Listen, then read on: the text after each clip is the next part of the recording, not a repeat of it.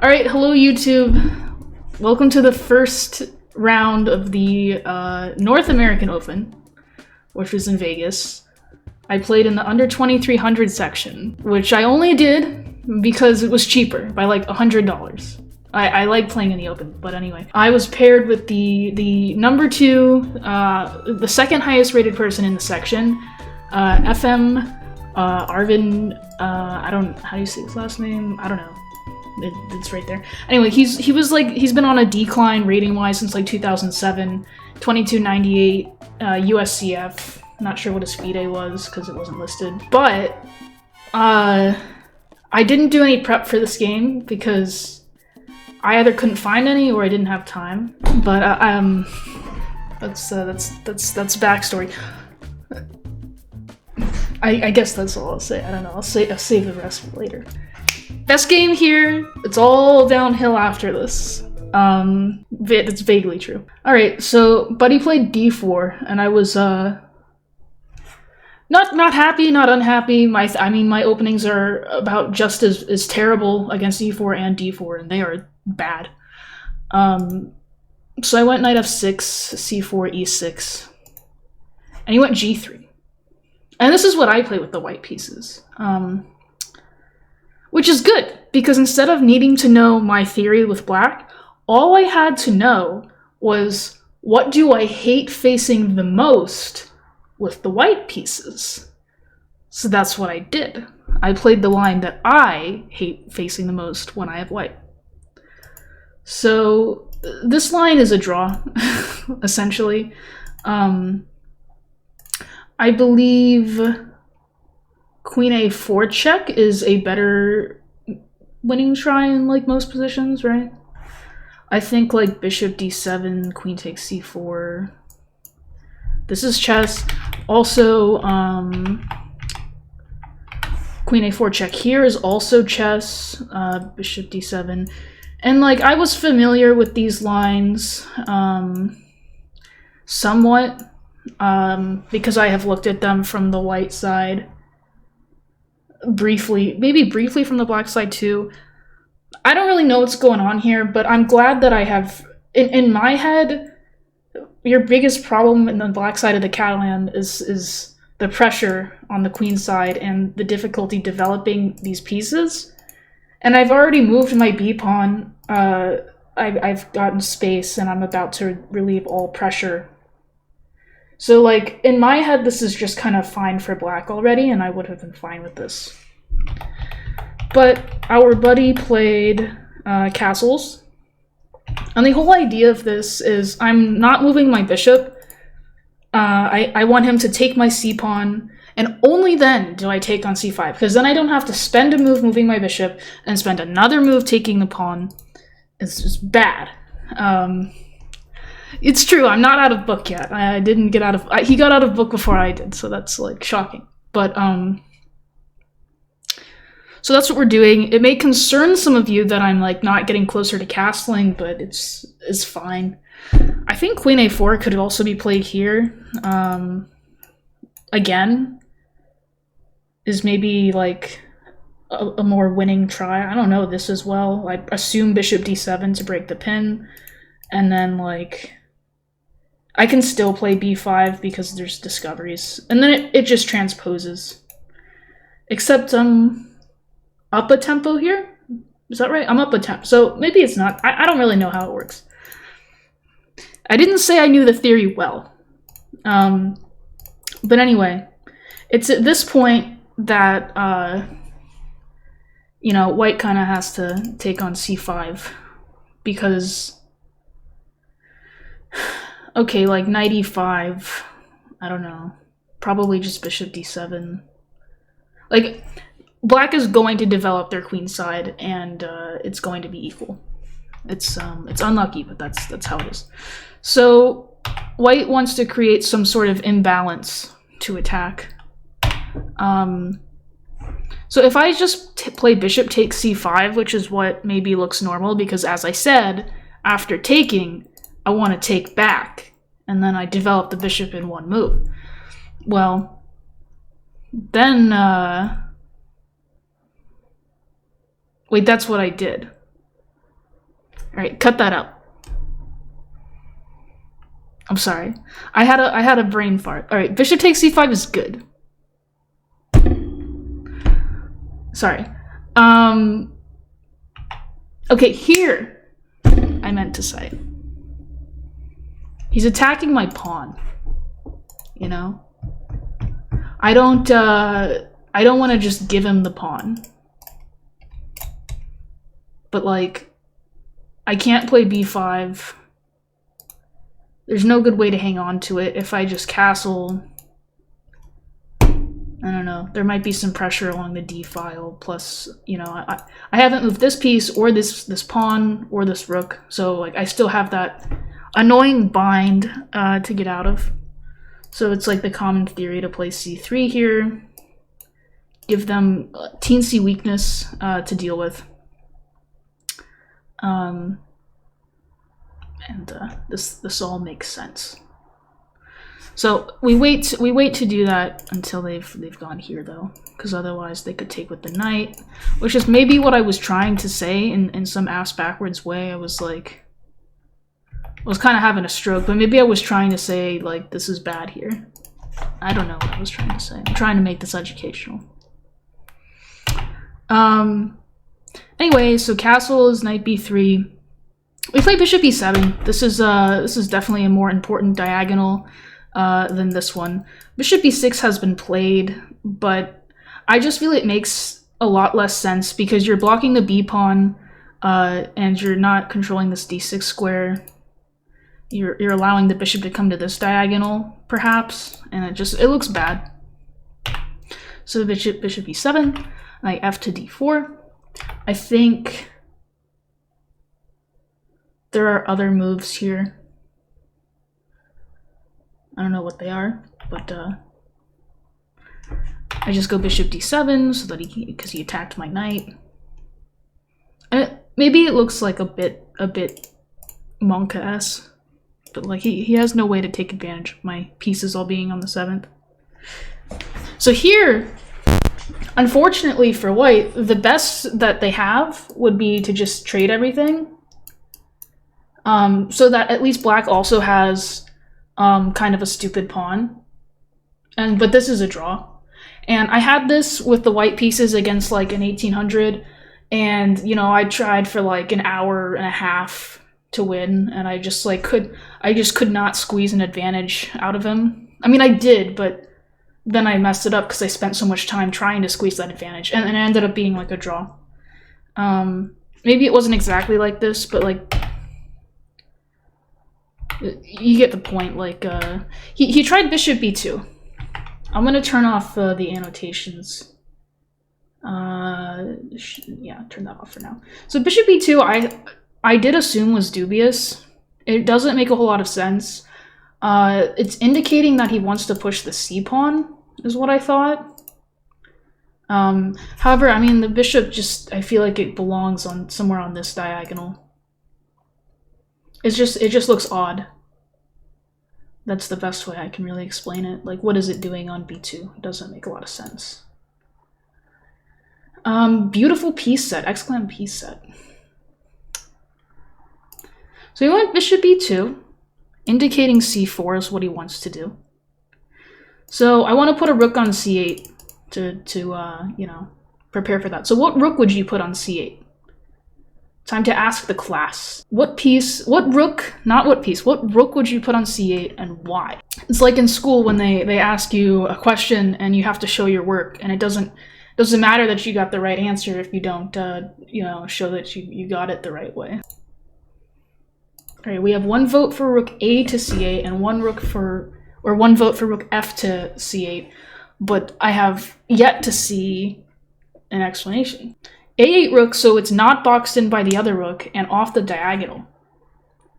Interesting. F rook to d8, because other rook has purpose on c8. So that's kind of like your way of saying you would put the A rook on c8.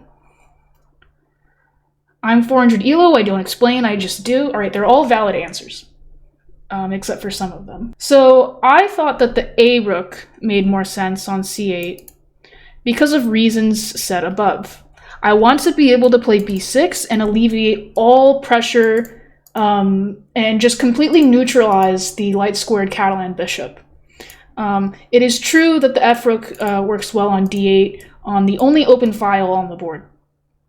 So this is all making sense. I'm not. This move makes almost no sense. You're not gonna. I mean, like what? Like I don't believe in any pushing the pawns forward thing. b6 looks ugly. You are incorrect. b6 is normal. So rook a to c8, rook a to c1, rook f to d8, and I've done everything I need to do now.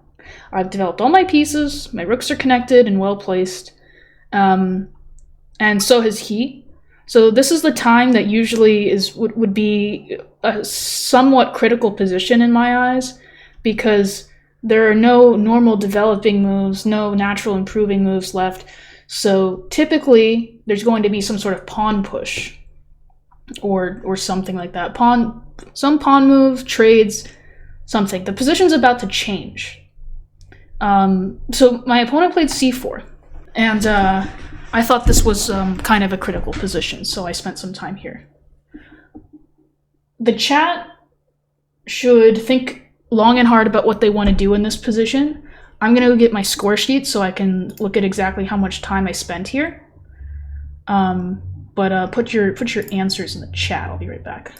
All right, king f8, exclam! That's a bold move, giving yourself an exclam. So your thought behind king f8 is that you did everything you needed to do with your pieces. You want to get your king into the center for this endgame or queen. It's a queenless middle game. But I think that has some merit in theory. C.L. Smith is afraid of change. Did we not get a hint? No hint. I'll explain my thought process. She clearly made the best move here, or she wouldn't have made such a big deal. It's so true. But like, the reason I was able to play the best move was because I correctly identified it as a critical position. And that's a skill that, you know, once you really like try, like, nail that into your head, that's like what you're thinking about, is more, asking yourself the right questions is more important than getting the right answers. Something Agard. H pawn to make space for king, so you want to create some luft for king. So both of the answers I've gotten so far, king h8, I don't like that. They're building on the idea of making like waiting moves, like because I said that you don't have anything that useful to do anymore. But c4 changed the position. What did it change about the position? What moves were you not considering when the c pawn was on c3 that you could consider now? Look at the squares that when a pawn moves, it weakens the squares next to it. Look at the squares that weakened. How long did our boy think here? It's a good question. Me being the boy. 6 a.m. the boy ain't right. So I thought for 10 minutes here, which is 3 minutes more than the normal time I allow myself to think on a move. But because it was critical, I allowed myself more time.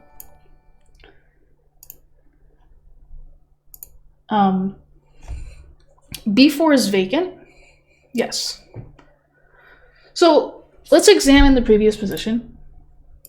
Or let's even say, like, go back to when he played this move.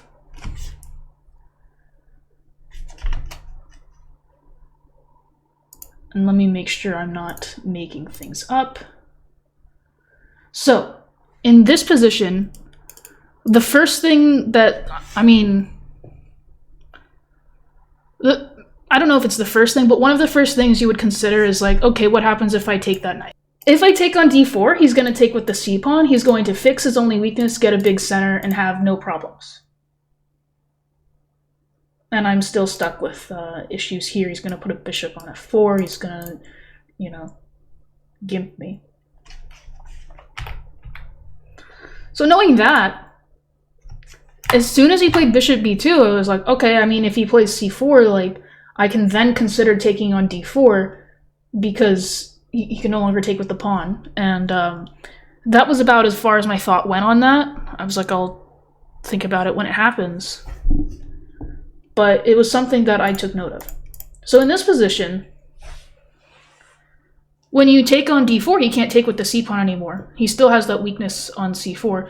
What does he recapture with, and why? And this is another very important question. And there is at least 2 right answers and 1 may be wrong.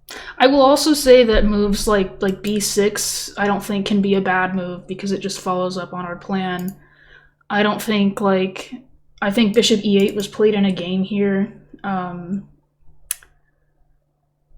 Just like clearing the way, that's not a bad move either. Taking with the rook so the rook isn't pinned to a piece. Okay, so you're saying that you don't want a minor piece on d4 pinning the rook. I mean, I wouldn't call that a pin, but you could say that it keeps the rooks on the first connected or something. So what I thought was that, you know, I just like went through it and I was like, okay, to me, the most natural move for white would be to take with the knight and just replace that knight in the center and keep his long-range pieces further back. However, when the b knight leaves from its square, it stops doing a job. Also, moving my knight clears the way for my light-squared bishop.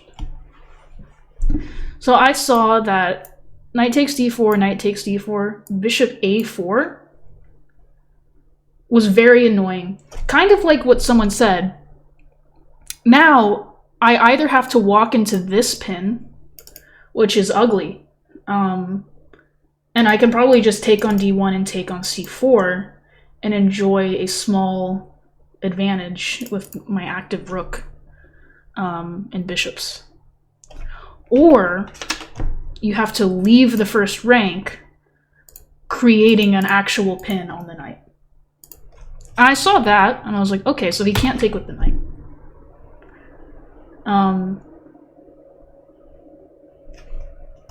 I thought that if he took with the rook, I think in my head, taking with the rook was the correct decision. And I was just going to play like b6 or something. And I don't have any weaknesses. I'm not better or anything, it's completely equal, but like equalizing with black against an FM is a win for me.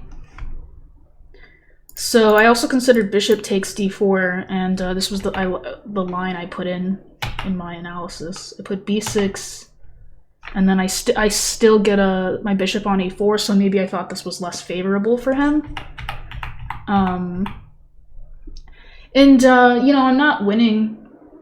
I probably don't really have winning chances, but white definitely does not either. So this is like securing a good position for me. So I took on d4. And I will say that yes, I'm misplacing one of his pieces, like no matter what he does. But also it is more about like clearing the c6 square for a bishop, or just clearing the way for my bishop on a4, and then playing b6 and just putting a piece on c5 and just if I could keep pieces on the board, maybe I have winning chances. I'm not sure. But he took with the knight. He actually took with the knight, which I found shocking after bishop a4. If he plays knight b3, black is just like a little better. Happy. So he didn't like that. So he played rook d3, which would be the only other reasonable move at this point. Rook d2, I guess technically there's nothing really wrong with it right away, but it's definitely an ugly square because it can't be supported by a rook and it's loose. I can't play e5 yet because he can, you know, retreat and protect his rook, but rook d3 seems good. And now I play b6, and I'm happy. I don't have any weaknesses. He has absolutely no pressure, and all of the problems in the position belong to him. So he went knight b5, and I had already calculated this, maybe even before I took on d4. But I saw after a6 takes on d8, takes. I didn't look at knight d4 so much. I think I looked at knight c3. And then like bishop e8. And again, like, it's an equal position, but his pawns are worse, and I have the only open file. So I would much rather have black there, because I have things to play for, and he doesn't really. Because in these positions where like no one has done anything terrible, like, you know, fighting over the only open file on the board is going to be like kind of what the game is at this level. So knight d4 was like slightly surprising to me. I mean, I guess it makes sense to trade off a pair of rooks for him, but does it? I don't know if it does. Just to put the knight back on d4. I didn't think the knight on d4 was... rook c8? Probably fine. I don't see anything wrong with rook c8. However, I played all of my moves have been best so far, by the way. Teehee. I played another best move, so bishop c5. And now we have some hot ideas on our hand. So because the knight is on d4, if he moves too far away, get my rook on d2, I cannot be challenged by his rook, and I just dominate. I get a little blind piggy on the 7th. I am now eyeing his very weak f2 pawn that can be attacked by a knight. If he tries to like push his pawn, then it can be attacked by a rook too. And I'm defending my sort of backwards pawn on b6. You know, it's good, man. I'm activating my pieces. Position looks good. Position is good. He went e3, which is the best move, but to me, it looked quite ugly. Because now I went knight g4, and my idea is I either have e5 as an idea, followed by knight takes e3, f takes e3, bishop takes, king f1, bishop c1, and then I have rook b1 at the end, winning a second piece. So I get enough. So that's idea number 1. Idea number 2 behind knight g4 is playing knight e5 to d3 and picking up the dark squared bishop. And that was the more important line in my head. So white's... To me, that looked pretty yucky to allow. But the computer just wants to do this. And like let my rook in. Which from a human perspective, I think is extremely hard to do. Because now the computer just says rook a1 and it's equal. But it's not a comfy position. To be fair, the e6 pawn is like, you know, not that great. My king is not really gonna get active anytime soon. It's just, I can see why this is just a draw. But again, he's not playing for a draw. He wants to beat me. He's at 2298 playing in the under 2300 section. He wants money.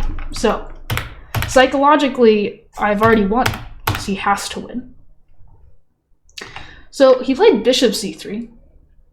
And this is like prophylaxis against knight e5 to d3, which I thought was a pretty good move.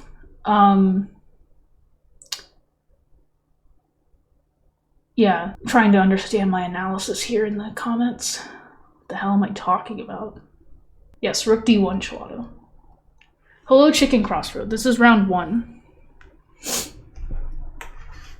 Oh, rook d1. Round 1. I understand. Okay, sorry. So yeah, I went with plan B because I saw after knight e5, like, I don't know, apparently I decided that I would rather not Maybe I want to play for a win at this point. But I decided against... The nice thing is this had two ideas. The e5 thing was also an idea. So I played e5. Elshan did not like e5 very much at all, which makes sense because I gave him this square. But I gotta do something, you know? And the reason I played e5, because it's kind of a forcing line, so I play e5, knight b3, bishop a3, rook b1, rook d3, bishop e1.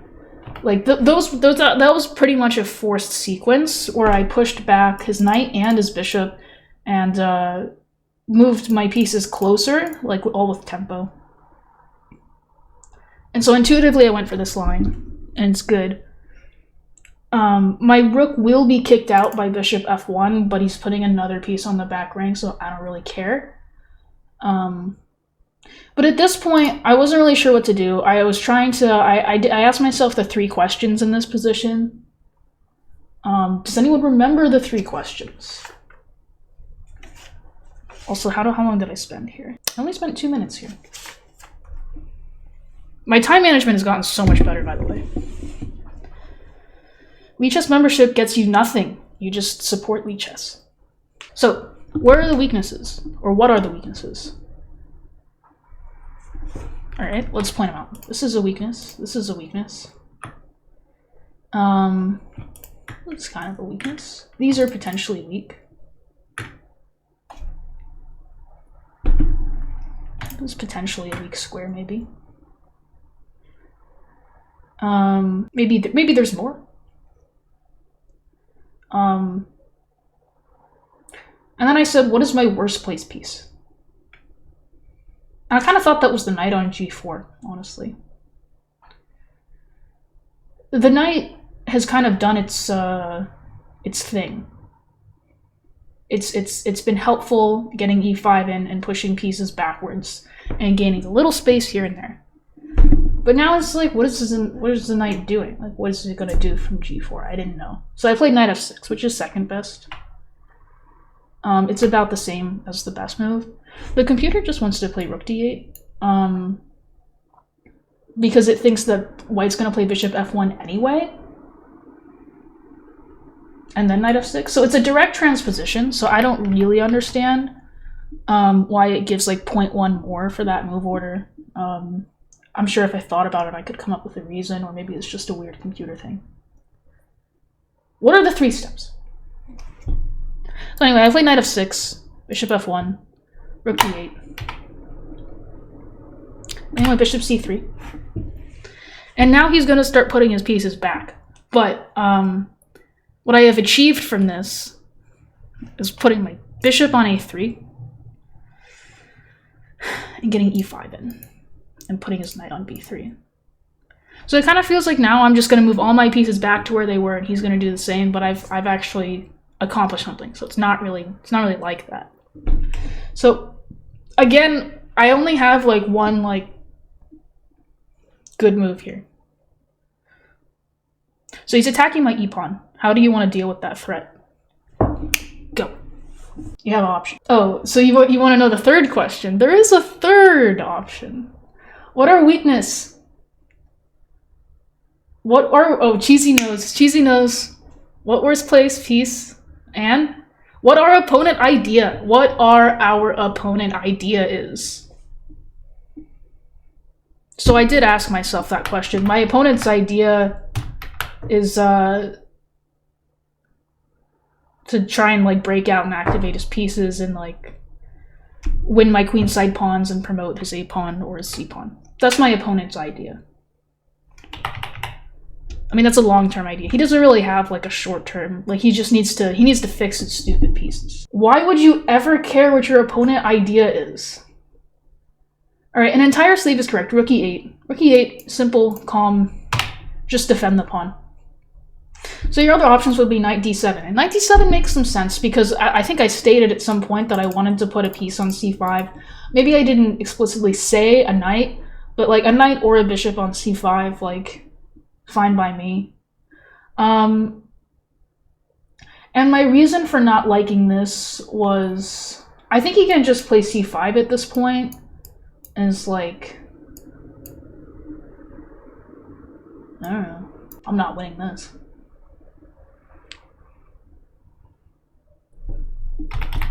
But, so I play rook e8. He can still play c5, to be clear. But here I have knight e4, so it's like an improved version. Because he has to move his bishop somewhere. I don't know. Like, maybe here. And then maybe bishop takes c5. Maybe this is like reasonable. If he takes with the a pawn, I have knight takes c5. I'm guarding my guy. If he goes b4, I mean it's all a draw is the problem. Every position is equal. I can't avoid he needs to play c5 at some point. Okay, yeah, the other option would have been this move, but like I don't know how good this is. Like sure. I can see why you might want, but also like these squares, you know, like, and then he gets a square for his horsey. Like, this is I think definitely a beta cuck move, as they call it. I don't like it one bit. So rook e8, knight d2. He's rerouting his man. So if he does something like random, like completely random, I will play knight e4. I'm not sure exactly what I do, but I get another tempo on the bishop while going forwards. I may play f6 at some point, and then reroute my rook to one of these two squares. I have a lot of things I can do, honestly. But he doesn't want my knight there, basically. So knight d2. I want bishop c5. Because I think my thought was,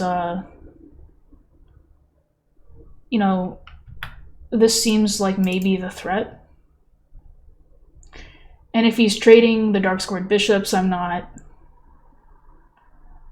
sure where my imaginary advantage is. So I went here and I was fully expecting bishop b4. I mean, there was nothing I could do about it, but at least in this case, like, he's giving me the chance to play a5 to like hang on to the dark squared bishop. And I thought for sure he would play bishop b4. I wasn't like very happy with this. I honestly thought I had made a mistake allowing this, but I didn't know what I had done wrong or how to have I would have avoided it, and I couldn't. Like probably rook d8 so that he, you know, I don't know. Well, if he takes, I still have to take. And this is another draw. It's all a draw. Chess is a draw. So I was kind of unhappy. But then he went here, and I was like, really? Like, you're just gonna let me play a5? Kind of shocking to me. So like, look at all those squares I'm controlling, man. Like, it's good. This is a just vibing position, as I call it. Like, this game was played like mostly on intuition. Like, I'm trying to verbalize exactly why this position is so good, and it's hard because the computer thinks it's equal. I think for a human, like, everyone prefers black. I think it's just more difficult to play from white's perspective. a5 is a clutch move. I agree. I was so happy he let me play a5. All right, knight f3. Just trying to tickle my pawn again. Knight d7 is good. And now he goes bishop h3, which surprised me. Because what is he doing? Like, the bishop should go here, right? And it was already aiming there. Is f6 ever a move? I don't know, is it? Do you want to play f6? To me, I thought f6 was automatic here. I showed this game to Elshan. He said f6 was a very good move. Because now, like, we're making this bishop look so stupid. Look how stupid that bishop on c3 is. The thing, this whole time he's just been tickling my e-pawn, and now I don't have to worry about it at all. I don't have to have my rook and my knight defending one pawn. Now I can move my knight via, like, b8 to c6 to b4, or knight f8 to e6, or, like, I'm sure there's other things. Like, what square do I want my knight on? I'm not sure. I mean, I want to put my rook back on d8, and, you know, my bishop is so good. Like, I still own that file. Just because I'm not on it currently doesn't mean I don't own it. Knight d7 looks dumb, but we can fix it. There's no fixing bishop c3. Exactly right. Thank you for the 15 months, Hamster Ham. To d3? Well, how do you... I mean, that would be this plan, but, like, the same thing, I guess. I just assumed he would stop that from happening somehow, but maybe he can't. But anyway, I played f6. This is defended, by the way. He goes back to d2. I don't know. It's not a good position for white. I go rook d8, and he like instantly plays bishop e6, and I couldn't help but maybe giggle to myself about this a little bit, because I just thought that this maneuver was kind of funny. You know, and especially because he improved my pieces in the meantime. Like, maybe it's not as bad as I thought, but at the time, I thought that was really strange. So, what to do now?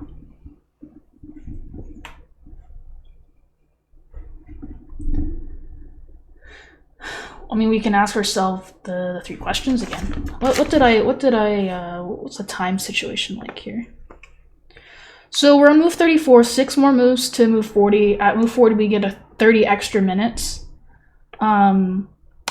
He has 6 minutes left after bishop d5. I have 13. We have a 30-second delay, not increment.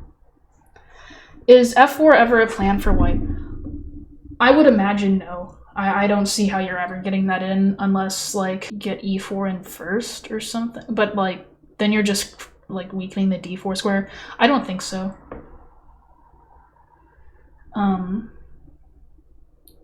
Opponent must have felt so frustrated that's when they self-destruct. Yeah, because think about it. Like, I have the time advantage. My position is a little bit better. He has to win. I'm 300 points lower rated than him. And he can't draw. So psychologically, like, I'm relaxed. I'm doing great. Like, even if I lose, like, who cares? Like, no one gives a shit if I lose. But I'm not. There's no way to lose this position. So, what is our worst placed piece? Where are the weakness? What is our opponent idea? Opponent idea to resign. Knight worst piece. It's maybe true that the knight is the worst piece, maybe. But I would say my bishop on e4 is not doing that much either. I don't really know where I want my knight yet. So let's do 2 things at once. Let's clamp down on some weaknesses and fix the bishop on a4. So I decided that there's not really anything going on this diagonal anymore. I don't need to defend the knight on d7 anymore. Nothing's really, I'm not, you know. I decided this is the diagonal now that I want to reroute to. So bishop c2, a d3 weakness. Mayhaps we attack the pawn from behind, but also mayhaps lots light squares weakness. You know Buddy Arvin, yeah.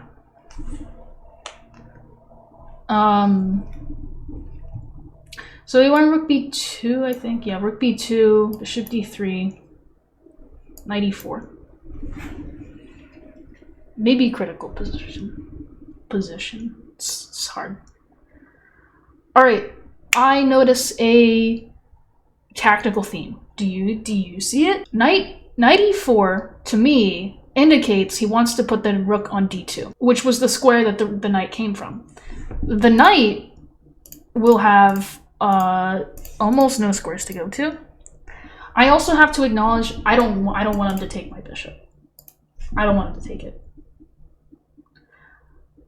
Do you see it? Let's ask the map. So I could play bishop a3. There's nothing wrong with that. It probably works out the same. I went bishop e7, which I think is classy. And my idea behind bishop e7, it does two things, maybe three. Multi-purpose move. So number one, I am leaving the c5 square, so the knight cannot go here. Prepare f5. Prepare f5. I am defending the g5 square. So now I've actually prevented rook d2, because that would take away the knight's last square and allow f5, trapping the knight in the center of the board. So that is why bishop e7. So he can play rook d2 right now, and he played rook d2. I went bishop b1, threatening f5. He went rook b2, I went bishop d3, he went rook d2, I went bishop b1. I acknowledged, I correctly evaluated, as much as I may want to push for a win in this position, there's nothing I can do. It's just a draw. Like, neither side has anything better than the draw at this point. And that is move 39. This is like the biggest psychological shit ever. So, on move 40, after a declined threefold, my opponent played bishop c6. And it is essentially black to play and win. I'm guessing you take the knight, but I don't see the win. That means nothing to me. F-pawn. Okay, so Stefkich, you have the right idea. So knight b8 is the best move. That is what I played. If he takes on d8, and then, I don't know, you said bishop d5, well, I take on a2, and I'm winning. Like, a pawn goes. It'll take a long time, but I am winning. So knight b8 is a fork of sorts. Knight b8, I'm attacking the bishop, and I'm threatening to trade on d2 and take on a2 and win. So he realizes his mistake and makes an even bigger blunder on move 41, bishop d5. Just forgetting that f5 was the threat. Now, f5 was not even the best move in this position. Can you find a better move? My move was only like plus 2.5. There is a plus 4.5 move.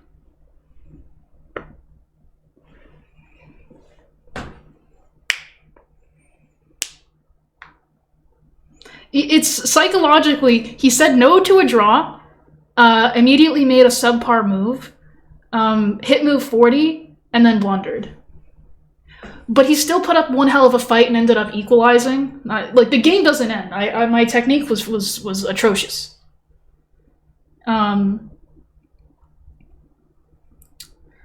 Yeah, rook takes is easy. So this is a win that I didn't even spot. You know, like, I'm trying to get in the habit of, like, when I see a win, just don't look for a better win, because that's how I end up getting in time pressure and losing. So I saw a win and I played it, which I think was like a good thing to do. So f5 is a winning move. It's just less winning. Hello Kubli, hello bouncing across. So I was expecting resignation here. But he's a tricky guy. Like, they don't just give the FM title out, contrary to what Sunil will tell you.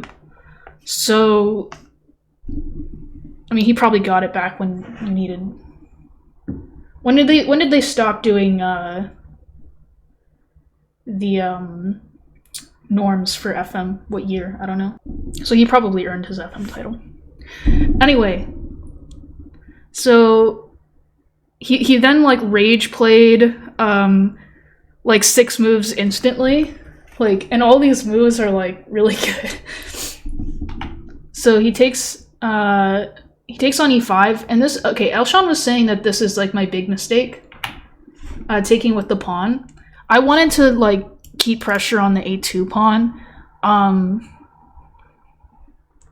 just win that way. But Elshan was saying that taking with the bishop just neutralizes all counterplay. And to be fair, I had no idea there was going to be counterplay. No one told me that there was going to be any counterplay. I didn't see any counterplay coming. It like completely like shocked me that there was counterplay in this position. This is not a bad move, but okay, he slams rook b2 down, which I didn't consider. Bishop d3, and now I don't even have pressure here. Okay, bishop c7, rook c8, rook takes b6. And it's like, what's happening here? I don't know. So obviously if I take this, I'm losing.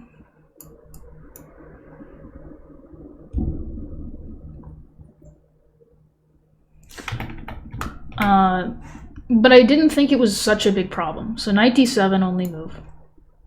Rook b7. Knight c5. Not a terrible move, but again, my second like tiny mistake that led him to getting like way too much counterplay.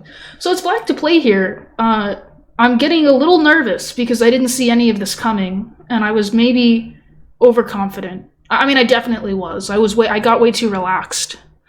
I do think being relaxed is better than being tense all the time and scared that you're gonna blunder, because it stops me from getting in time pressure, but bishop takes e4 was better than f takes e4. So apparently the best move here is king e8, which like I looked at for a second and I was like, like really? Like, okay, he goes here. And then black only has one move here. And it's like, I don't understand. I looked at this position, I was like, I'm not doing that. Like, ugh. But black plays rook a8. And then it's like, like there's no good discovery. Like there's no good discovery. So then I just move the knight. But to be fair, what the fuck, you know? That's all I have to say about that. So I went knight c5 right away because I was like, get away from me. And then I played a4, and in my head, clearly from the start, in my head, the way I win this game is taking the a pawn and promoting. I'm a little endgame centric, maybe. But then he went here, and I was like, oh fuck! Like I can't defend against bishop takes g7. Like what? The fuck is this position? Like how did I let this happen? And I had like an existential moment here where I was like, he offered a draw. He offered a draw after bishop e5, and it's like, what the fuck? What the fuck is happening? He has 2 pawns for the piece somehow. My king sucks, and like I can't activate my pieces at all. So it's like, would you accept the draw here? Is a good question for the chat, for the class, for the kids, for the fans.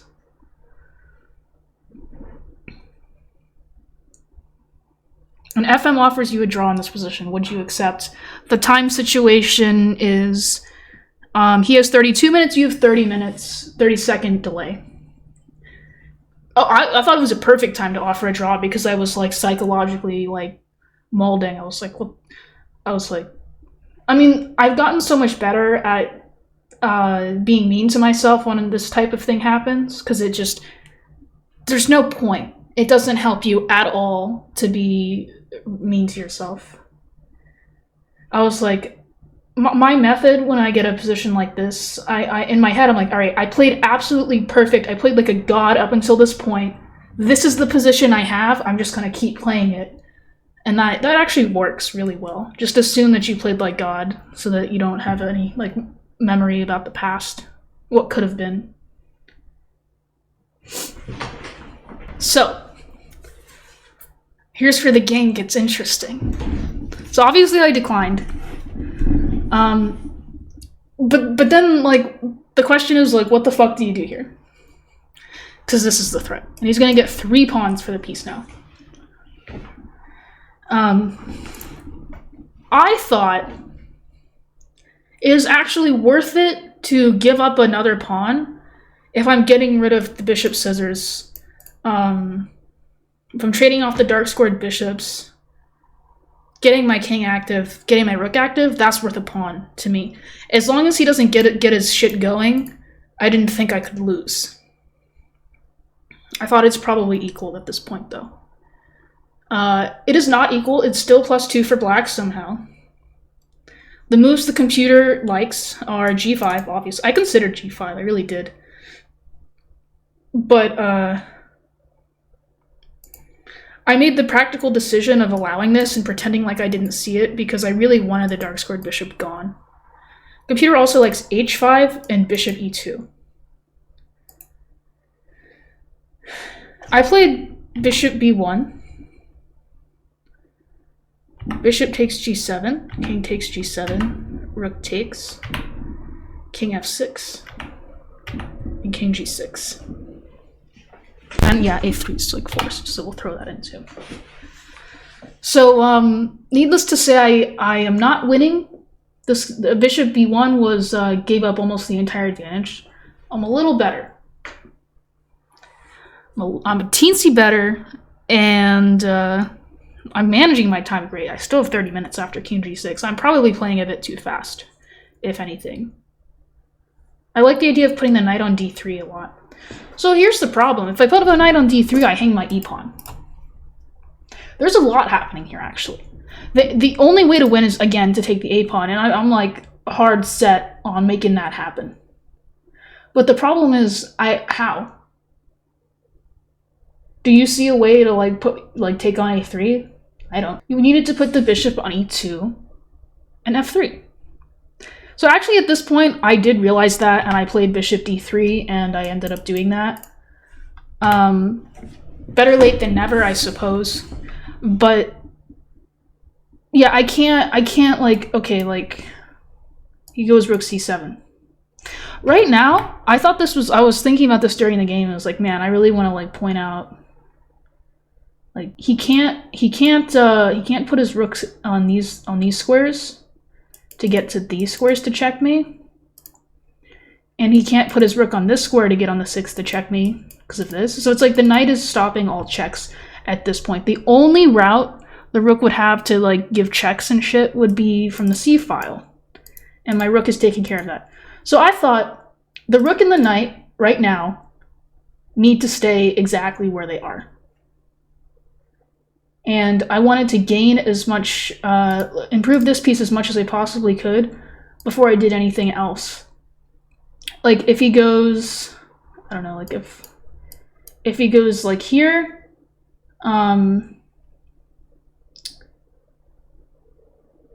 at this point, it's still not a threat because I'm attacking the c-pawn. So that's not working. And he can't do anything. He can't do anything either. So it's just a waiting game. He doesn't. It's equal, but I thought black was better. And it's true. But so he went g4, which is best. And it's God, that's g4. And I went bishop e2 to, he wants to put me in a mating net essentially. So bishop e2 does a few things. It slows this down. He has to play h3. And it gets my bishop to f3. So now knight d3 it's an idea again, because this is defended. Not only that, I may have some mating net ideas of my own. I may also have this as an idea now. Maybe. So he goes king h2. I go h5, which is good. It's got the Elshan's stamp of approval. He thought I should have done it here. Oops. Here. And this is a better place to do it. It's I don't understand. And then it wants king g5. I don't understand this position. Anyway, so h5. I wanted to open the g file because, okay, if I don't play h5, if I play rook b8 or something, and try and swing my little guy around, he's just gonna play king g3, and leave. And that's not helping. Yeah, I mean, well, okay, so if I go rook b3, he goes maybe this, and then pushes his pawn. And then like maybe I lose. Like if I'm taking this. And the computer says this move. To me, rook a5 makes more sense. And then he gets the checks. And that's a draw. I don't want to draw. So like, I'm not going to move these pieces until I have to, because I don't want to draw. So h5 takes, and this way I can actually swing around this way and get some windmills, as Cheesy Gazebo knows. So I have options here. I actually almost played the move rook g8 here. I thought I was winning. And I was like, okay, maybe we don't do that. So now I'm trying to swing around this way. Something very cool that I saw. So a cool line I see. He can't play rook a5 in this position. Do you see why? He's attacking my knight. What was my intention in this position? This is going to be a long-ass video. Yes, king h4. I was going to play king h4 in this position. And if he takes my knight, I play rook b1, and mate is unavoidable. Because his bishop's in the way. So, that is my idea. And that is my system. So he can't do that. He goes king g3, naturally. I was feeling pretty discouraged at this point, like I'm not winning. But alright, I go knight d3. I have teensy ideas in mind. I'm down to 15 minutes, he has 23. He plays rook a5, which is like really, really annoying.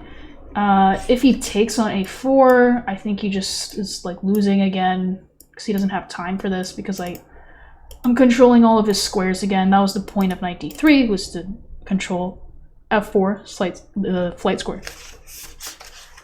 So it's an urgent situation for him. So he plays rook a5, and he's threatening bishop e4 check, winning. So I have to move my king. I picked h6. I don't remember if I had like a very specific reason for this over g6. I think I just wanted to be on a dark square just in case. Not too much thought behind it. And now c5. And oh boy, is this a fucking, like, God, this is terrifying. So I was up a piece. I was offered 2 draws, essentially. And now this is my position that I have. I don't have access to the evaluation. I could have been dead lost like for 5 moves at this point. I didn't know. I just had to calculate the best I could. So what to do? Because at this point it definitely felt like I was maybe going to lose. Okay, rook b1, c6, then what? You want the knight on g2 after. That's a good thought, Cheesy. So knight takes f2 I don't think is ever doing anything. That's a completely irrelevant pawn to the position. These squares are what are important in this position. Think mating net. Let's set up the suit. So obviously, if rook b1, c6, rook g1, king h7, king h2, rook g2, king h1, knight takes f2 is mate. But he's not going to do that. He's going to play king h4. And the problem there is I would like to play knight e5 to g6 with checkmate. But the fucking problem is, after rook b1, c6, rook g1, king h4, if I play knight e5 in that position, he has bishop takes e4, double exclam. So I'll show the line. This looks like it's completely winning, because this mating threat is too much to handle. Obviously you can't play bishop f7 because I take it. Bishop takes e4. Defending g6, attacking my... And shockingly to me, this is still equal. In my head, I thought I was lost. I just thought there was no way that I'm hanging on here. I think I missed that this is equal? Oh, I have rook g6. I didn't see rook g6. I thought I was just lost. Okay. So that was the line I calculated. Again, I still want to win. So I couldn't figure any of this shit out. I'm on move 60. I have 11 minutes. I played rook b1, and I played c6, rook g1, and then I thought till I had 2 minutes left here and played the move. So I almost thought I was going to lose. I don't know if I saw bishop takes e4 in this position, or if I saw it before and then I decided to play rook b1 to g1 anyway because I have nothing better, which is true. Knight e1, great idea. However, if I play knight e1, it's not mate. That's not a mate threat because he has king g3. Rook c1 would also be fine, hamster. So knight e1 would work if our rook was on the other side of the knight. So, what are your thoughts? Bishop h5? So, if I play rook g5, probably rook a8. I almost gave up in this position, by the way. Like, and played something stupid because I couldn't figure anything out. I had no idea what the evaluation was. So I went with your thought process of I want to play knight e1. This is the only other way to give. I'm trying to set up a mating net. The king is almost out of squares. I just need to put him in check. I can't do that via knight e5 to g3 or to g6, but I could technically do it knight e1 to g2. But I need my rook somewhere on the other side of the g2 square. And it's like, where do I put my rook? I don't know. This move makes some sense because I'm, at least looking at c7. But like maybe like bishop e6 to d7. I mean, if I still go with knight e1, this move would be the point. But like, it's like, I don't like that. Rook g5. Rook g5, c7. If I check, he just goes back. Like this is a draw if I want it. But if I don't take the draw, I'm actually lost here. So, well, if knight e1 here, there's rook a6 check. So that's what c7 did. So I combined all of your ideas. And the chat was with me in spirit. And I played rook g6. And I'm going to give that an X claim. Because, number one, I'm stopping bishop e6 to g4. Number two, I'm stopping all checks from the side. Now, white can still save this. My opponent blundered in one move, and I played knight e1, promotes to queen, knight g2 checkmate, and this was the final position. However, how does white save this? And I give it an exclam, is equal, but like, make it go. And he has like 10 minutes. He has 10 minutes, I had 2. I almost let my time run out basically, and then I played rook g6, which I think is the best practical try. And he assumed he was losing here, I guess. Rook a8, rook h8. I said it already. I said it in a different position, but it's also true here. But it doesn't just like, you can't just say rook a8 and it's like, oh, it's obvious now. I mean, you have to properly evaluate this position. Like, okay, this looks like I'm losing, but I have to play this. I think if I won this pawn and he had to sack for this one, like, I think I can win that. Easily drawn because of the h pawn. I don't agree that it's easily drawn. What do you mean, wrong color? I'm the one pushing for a win, not him. What he missed, I don't know. I don't know what he missed. I'm trying to give the guy some credit. Like, you guys are being real mean, but like, I'm trying to like come up with a reason why he wouldn't play rook a8. That's all I'm doing.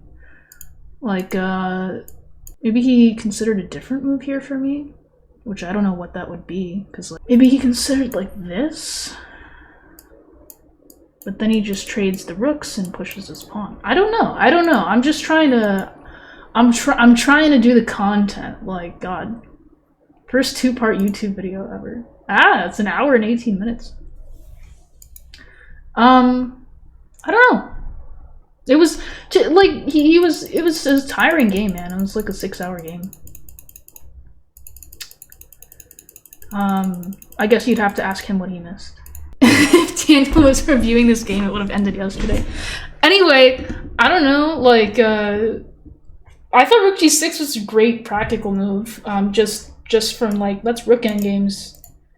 Like, it stopped the two most obvious ideas. He must not have considered rook a8. I mean, not in this position. Fuck. Rook a8 here. I do think rook g6 is the best practical try to win. No, I've beaten another FM, actually. This is the first FM I beat with black, though. Alright, that's the 1-hour YouTube video. That was by far the best quality game, and it wasn't even that good, so...